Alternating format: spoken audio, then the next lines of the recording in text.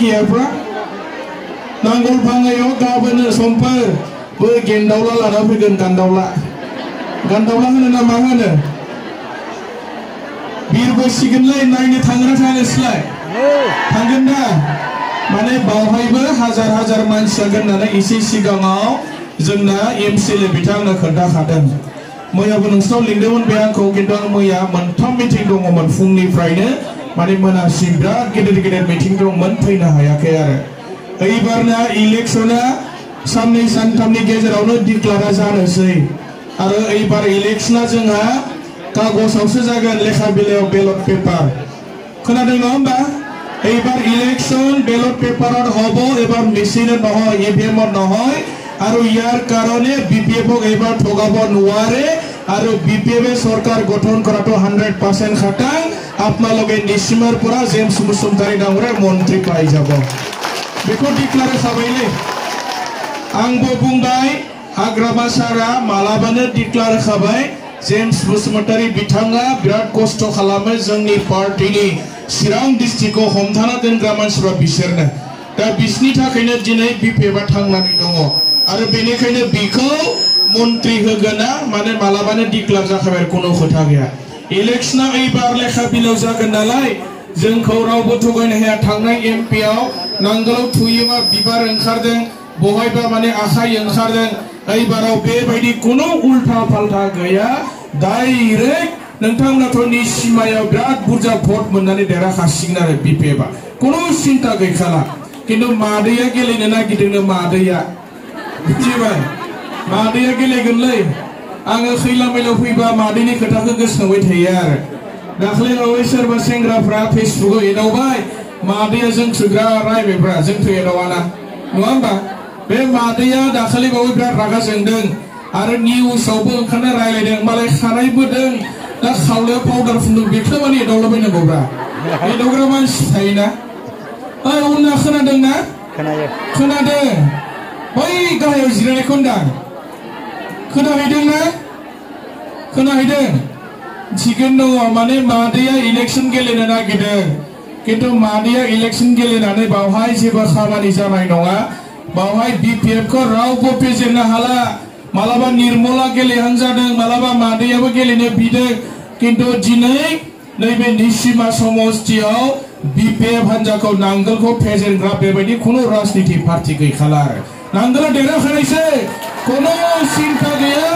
आरो सारा बिटिसिआव जोङो सानफ्रोमबो बेरायग्रा मानसि दाखालिल'सो जोङो गहपुराव दङमोन सानथाम हाग्रामा सारजों प्राय 70-60 खान गारि लानानै थांदों ओरै हादानि मानसिफोरखौ नायबाय बिसोरो दाखालिबावसो गोदानै बिटिसिआव हाबदों जों सानदोंमोन हादानि मानसिफ्रा बिपिएफजों गैया नामा होननानै किन्तु दाखालिबावै ओरैबायदि हाजार हाजार लामा लामा ओंखारनानै हाग्रामाया माबायदि मानसि खानाय गोलाव ना खानाय गुसुं फट' लानो जमनाया माने ओरैबायदि हाजार हाजार मानसि आरोखि लामा लामा लाखिनानै बिबार माला सोनाय हाग्रामा महिलारि लं लिभ नांगोल पार्टी लं जों नांगोलाव दं बिदि जाला जोब्बाय आरो जों थांनायखौ खोनानानै बिनि सानसे उनाव फैलाया थांदों दाख्लैबो केम्पिं खालामगौमोनना फैलाया बायरा खारबोनानै बिपिएफआवसो थ्रोब हरसे हाबफैदों बुजिबाय खारबाय फैलाया आरो मानसिया खिन्थु जबन गैयालै बुजिबायना आं बुंदों फैलाजों आं रायलाया आंखौ बिराद फन हरदों गावसिनि डिस्ट्रिक्टनि मानसिफ्रा जों हाग्रामा सारजों थायो नालाय हाग्रामा सारखौ बुंना होनांगौ फैलाखौ लानांगौ आं बुंदों मा कन्डिशन फैलाया बुंबायनो मान सन्माननि खोथा दं एक नाम्बारा टिकेटआ फैलानो होग्रोनांगौ आरो बिदि जायो मालाय मावखानाय नङा होमबा इलेक्शना जाखाबाय रायलायबाय गौरां बिलियाव दोनबाय आं हले रायलायखादों आरो फैलाजों माने बिनि आखलखौसो मिथिखागौना आवगावबो खेबथामसो हाबना खारखांबाय बे बिपिएफआव दाख्लैबाबो खारलायबावबाय बिदि जायो सोरबा फैग्रो मोना माबा स्टार केम्पेनार खालामनांगौनो बिपिएफआवनो हाजार हाजार लेक्सार होग्रा मानसि दं बिसोरखौनो स्टार केम्पेनार होजोबनो हायाखै दा बेबायदि आरो बिसोरना रिजाइन होनाया कोनो हिसाब गैया खैजोन खारो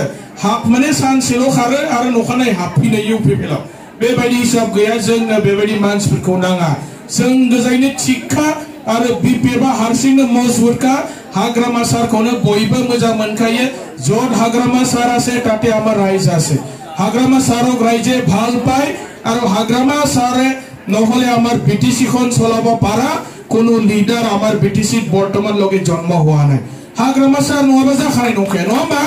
हाग्रामा सार दङ ओमफ्राय जों फैखांनायनि नखानायै गावसनाबो गामसा गानग्राया थांदों हजों रायजोफोरखौ लिंबाय 11थायाव ओमफ्राय गामसा गानग्राया सहैबायनो मोनाबिलिनि 6थायाव दरखार गैयालाय बिपिएफ नि अफिसाव हाबनासो खाना जालांजोबबायनो रायजोफ्रा सानसे नेनो हायोनोबा सोरबा 11थानि मिटिंआ 6थायाव सहैदोंनो थांगौ आधा घन्टा 1 घन्टा होनानै गासै खबरा माने जोंनाव फैफिनजोबो आरो जोंखौ जेरावखि सोर मा बुंदों मा बुङा दैलि कन्टिन्यू माने आपडेट मेसेजफ्रा माने जोंनाव फैजोबखायो आरो दा रायजोफोर माने इउपिपिएलआ मोनसे राजनिति खालामनो हागौलै दाख्लै बावै एमपिआवबो खालामदों अरन उदयखौ लानानै हिनजावफोरखौ थफ्ला बोनगोन होनना बुंगासिनो दङ इउपिपिएलआ बुजि मोनदों नङा होमबा अरन उदय आसनि বাইদেউ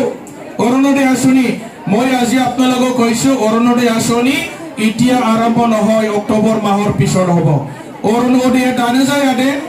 অরণ উদয় আঁচনিয়া দাनो आरम्भ जाया बियो अक्टोबर दाननि उनावसो जागोन फुजा जोबनायनि उनाव दा सोरबाफोर नोंसोरनो अरণ उदयनि फर्म रानदोंबा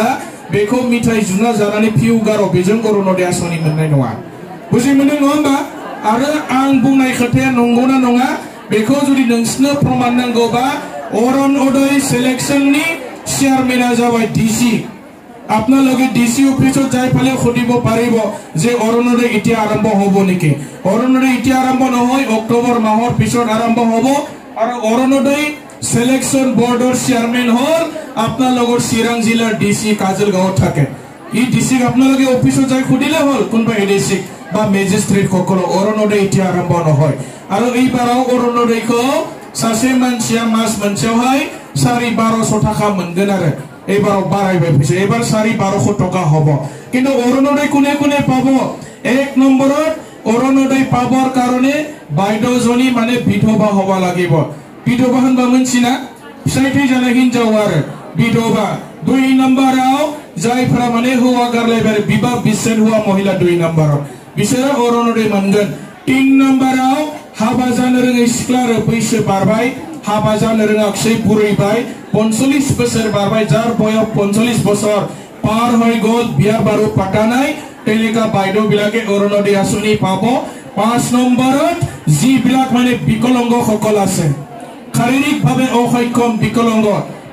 বা मोनसिना आथिं आखाइ लेंग्रा खाना मेगन नुयै बायदिसिना बेबायदि मानसिफ्रा नोरजिया मानसिफ्रा अरণ उदय मोनगोन 6 নম্বराव बयनिख्रुइ गोरोबसिन बयनिख्रुइ दुखिया मानसि बे गामिनि हा हु गैजाया गारि मटर गैया लेट्रिन बाथरुम गैया टीवी गैया माने बिसनि न'आव एलसीडी गैया फ्रिज गैया बयनिख्रुइ गरिबसिन मानसिया माने अरণ उदय आँचनि मोनगोन आरो चिरां जिल्लायाव गासै माने 7टा समष्टि बै बिजनि पानबारिनिफ्राय जागायनानै बै माने कारिगाव खाथिनि साम्पा दैसिम चिरां डिस्ट्रिक्ट जायो बे गासै टोटल चिरां डिस्ट्रिक्टआव मात्र 59,000 मानसियाल अरণ उदय आँचनि मोनगोन बयबो मोनजोबनाय नङा सबे अरণ उदय आँचनि नापाब आरो ইয়াত গোটেই কাগজবিলাক যদি লাগে মোৰ মোবাইলত আছে আপোনালোকে ৰাখিব পাৰিব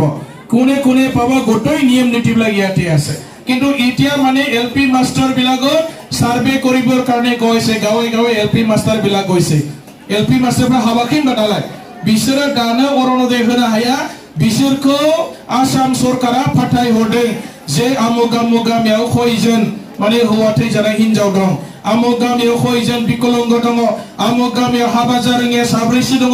बेनि मोनसे सेन्सास इकोनॉमिक सार्वे खालामनो थाखाय एलपि मास्टार बिसोरखौ बिएलओ होननानै बुङो ब्लक लेभेल अफिसार बिसोरखौ फाथाय हरदों किन्तु अरণ उदयखौ दानो आरम्भ खालामनाय जानाय नङा उसिगोन नोंसोरनो राननो मोनसिगोन अरণ उदय आमार सरकाराव दिनतহে হ'ব आमार जेम्स मुसुमतारी डाঙৰীয়া তেওঁ ইএম হ'ব মন্ত্ৰী হ'ব आमार বিটিসি তেখেতসকলৰ হাতৰ দ্বাৰা অরণ উদয় ফৰ্ম বিলাক আপোনালোকে নতুন ফৰ্মটো অক্টোবৰ মাহৰ পৰা পাব বুজি मोनबाय नङा होमबा बेजों थगाय जानांला दे आरो आं बुंनाय बाथ्राया नंखायना नंगौ डाइरेक्ट काजलगाव थांना सोंहैथां नोंसोर बै डिसि अफिसाव सोंहैबानो जाबाय नङाबा ब्लक अफिसाव सोंबानो जाबाय।